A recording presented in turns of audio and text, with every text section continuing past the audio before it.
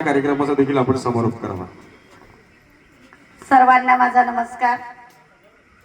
आज येथे एक महान विभूती की ज्यांचं आपण मार्गदर्शन ऐकलं, त्यांच्या जन्मदिनानिमित्त हा विविध असा रंगाने नटलेला सजलेला असा कार्यक्रम आणि या कार्यक्रमाच्या निमित्तानं इथे उपस्थित असलेले आमचे मार्गदर्शक आदरणीय आमचे बनेसाहेब, माजी आमदार बनेसाहेब, त्याचप्रमाणे आजच्या सत्कार मूर्ती आणि ज्यांच्यामुळे हा सुंदर कार्यक्रम असा रेखाटलेला आहे ते आमचे सांबरे साहेब, इथल्या नगराध्यक्षा, उपनगराध्यक्ष, सर्व नगरसेवक आणि माझ्या सहकारी आमच्या वेदा मॅडम, इथले हा कार्यक्रम ज्यांनी सुंदर असा कार्यक्रम रेखाटला आहे, आयोजन नियोजन केलं आहे, ते सर्व आयोजक, नियोजक आणि आदरणीय सन्माननीय व्यासपीठ म्हणेन मी, आणि समोर बसलेल्या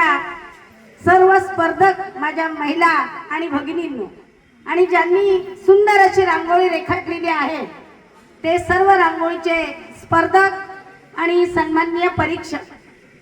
खरोखरच या कार्यक्रमाचं मला भाग होता आलं, या कार्यक्रमाचं मला साक्षीदार होता आलं, त्याबद्दल मी खरंच आमच्या बने साहेबांना धन्यवाद देते।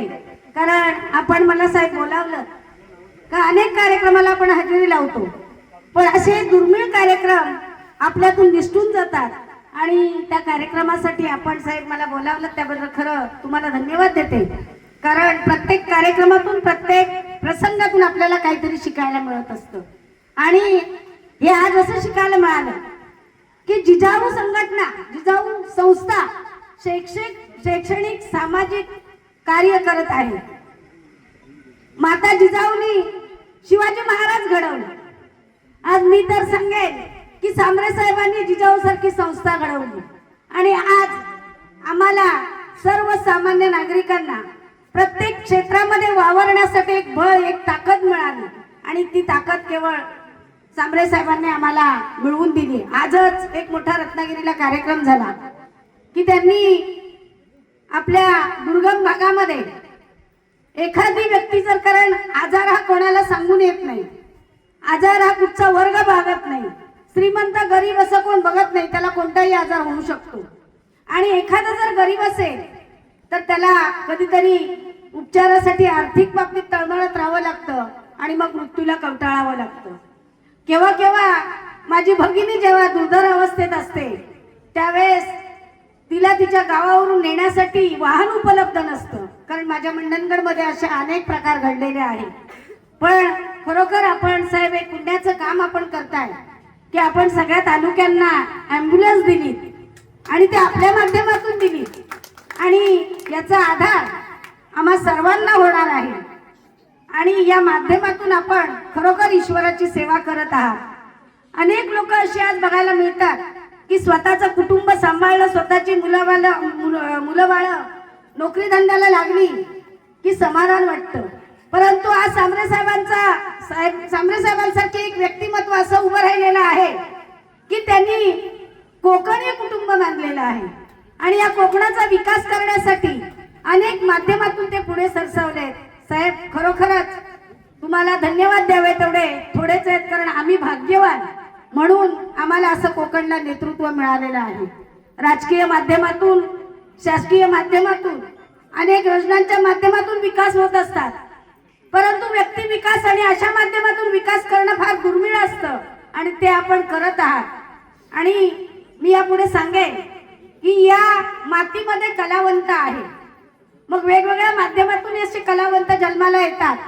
रांगोळी स्पर्धा जी आपण घराची सजावट करताना अंगणामध्ये छोटीशी जरी रांगोळी काढली तरी घरातील सुशिक्षितपणा आणि सुंदरता त्याच्यातून दिसून येते आणि आज माझ्या या कलाकारांनी खरंच सुंदर रांगोळी रेखाटते, त्याच्यामध्ये प्रत्येक जे दृश्य त्यांनी दाखवलेलं आहे त्याच्यामध्ये जिवंतपणा आहे। क्षणभर वाटतं ही रांगोळी नसून आणखी काय हात लावून बघू की काय, म्हणजे मोह आवरत नव्हता, एवढ्या सुंदर रांगोळ्या रेखाटलेल्या आहेत। नंबर कोणाचाही, परंतु तिथे स्पर्धेत भाग घेणं आणि अशी कला आपली दाखवणं याच्यातच आपण जिंकलो असं म्हणावं लागेल। आपण खरंच मला आज भारावून गेल्यासारखं वाटतंय की या सुंदर कार्यक्रमाला मला उपस्थित राहता आलं. कारण जिल्हा परिषदेची अध्यक्ष झाल्यापासून एक सर्वसामान्य चेहरा त्या एका मुख्य आसनावरती बसल्यानंतर हा सुंदर कार्यक्रम मला त्याचं साक्षीदार होता आलं. खरोखर आयुष्यात आणखी काय पाहिजे. विकास हा होतच असतो, परंतु या माध्यमातून विकास करणं खूप गरजेचं असतं आणि साहेब आपण करताय. मी तुम्हाला खूप खूप धन्यवाद देते. आणि प्रत्येक कुटुंबामध्ये प्रत्येक गावामध्ये असे संस्कारी सांबरे साहेब तयार व्हायला पाहिजेत असं माझ्या भगिनींना मी निक्षून सांगेन. कारण आपल्या मुलांवर जसे आपण संस्कार करू तशी पिढी घडत असते आणि ही पुढची पिढी सक्षम पिढी घडवण्यासाठी माझ्या महिलांचे हात सक्षम झाले पाहिजेत आणि ते हात सक्षम करण्यासाठी अशा संस्था पुढे आल्या पाहिजेत आणि या देशाला घडवण्यासाठी योग्य आणि सक्षम पिढी तयार झाली पाहिजे आणि ती पिढी आज या संस्थेच्या माध्यमातून होत आहे. साहेब आपणाला मी आपल्या जन्मदिनानिमित्त उदंड आयुष्य लाभो आणि निरोगी आयुष्य लाभो अशी ईश्वरचरणी प्रार्थना करते. आणि साहेब आपण आम्हाला बोलावलं, सन्मानित केलं, 2 शब्द बोलण्याची संधी दिली त्याबद्दल संयोजकांना धन्यवाद देते आणि पुढील कार्यक्रमास खूप खूप शुभेच्छा देते आणि इथेच थांबते. धन्यवाद. जय हिंद, जय महाराष्ट्र.